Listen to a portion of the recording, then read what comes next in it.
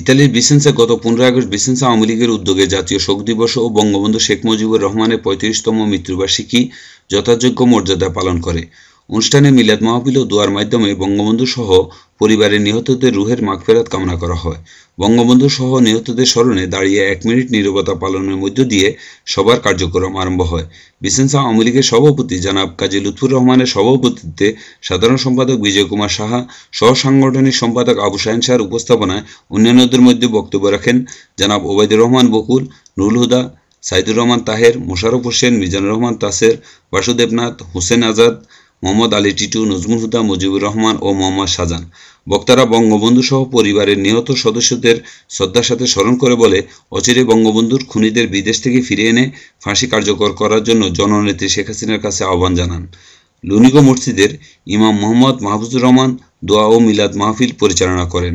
পরে ইফতার পার্টি ও নৈশভোজের আয়োজন করে।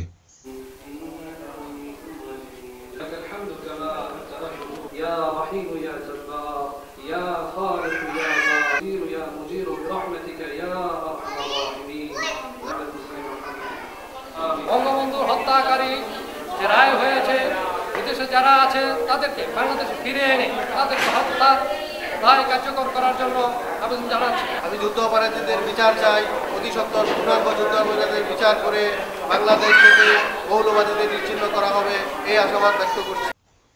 Emdadul Haque, Emdad, channel I news, Vicenza, Italy.